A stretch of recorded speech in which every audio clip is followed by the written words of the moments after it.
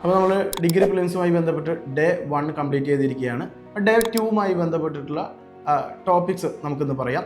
ആദ്യമായിട്ട് നമുക്ക് എല്ലാവർക്കും അറിയാവുന്നതുപോലെ തന്നെ ഏറ്റവും ഇമ്പോർട്ടൻ്റ് ആയിട്ടുള്ള ഈ അടുത്ത കാലത്തെ മത്സര പരീക്ഷകളിൽ കണ്ടുവരുന്ന വിപ്ലവങ്ങൾ എന്ന് പറയുന്ന ഒരു ഭാഗത്തു നിന്നാണ്.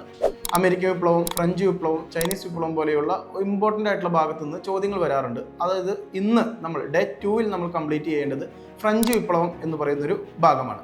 അടുത്തതായത് നമുക്ക് ഈ അടുത്ത കാലത്തെ മത്സര പരീക്ഷകളിൽ കണ്ടുവരുന്ന കറണ്ട് അഫെയർ പോലെയുള്ള ഭാഗത്തു നിന്നും അല്ലാതെയും കണ്ടുവരുന്ന ഒരു ഭാഗമാണ് സ്പോർട്സ്, അതുപോലെ തന്നെ ഒളിമ്പിക്സ് എന്ന് പറയുന്ന ഭാഗം. സ്പോർട്സിന്റെ ടേംസ് ആൻഡ് ഒളിമ്പിക്സ് എന്ന് പറയുന്ന ടോപ്പിക്കാണ് രണ്ടാമതായിട്ട് നമ്മൾ ഇന്ന് ഡേ 2ൽ കംപ്ലീറ്റ് ചെയ്യുന്നത്. ചില വാക്കുകൾ, ഗോൾ എന്ന് പറയുന്ന പദം, അതുപോലെ തന്നെ കിക്ക് ഓഫ് എന്ന് പറയുന്ന പദം, ഇതൊക്കെ ഏത് കായിക ഇനവുമായി ബന്ധപ്പെട്ടിരിക്കുന്നു, അത്തരം ചോദ്യങ്ങൾ നമ്മൾ കണ്ടുവരാറുണ്ട്. അപ്പോൾ സ്പോർട്സ് ടേംസ് ആൻഡ് ഒളിമ്പിക്സ് എന്ന് പറയുന്ന ഒരു പ്രധാനപ്പെട്ട ഭാഗം കൂടി നമ്മൾ ഇന്ന് കംപ്ലീറ്റ് ചെയ്യണം. അതുപോലെ തന്നെ നമ്മൾ നേരെ ഇംഗ്ലീഷിലേക്ക് കിടക്കുകയാണ്. ഇംഗ്ലീഷ് തുടങ്ങുന്നത് തന്നെ നമ്മളെങ്ങനെ ടൈപ്പ് ഓഫ് സെന്റൻസ് എന്ന് പറയുന്ന ഒരു ഭാഗം പഠിച്ചുകൊണ്ടാണ് ഡേ 2ൽ നമ്മൾ കംപ്ലീറ്റ് ചെയ്യേണ്ടത്. കൂടാതെ ഒരു 10 സിനോണിംസും കൂടി നമ്മൾ ഇന്ന് പഠിച്ചു പോകേണ്ടതുണ്ട്.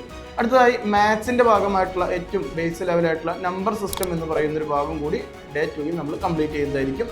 അപ്പോൾ ഡേ 2ലെ റിസോഴ്സുമായിട്ട് എവിടെ നിന്നാണ് നമ്മളിത് പഠിക്കേണ്ടതെന്ന റിസോഴ്സുമായിട്ട് അടുത്തൊരു വീഡിയോയിൽ കാണാം.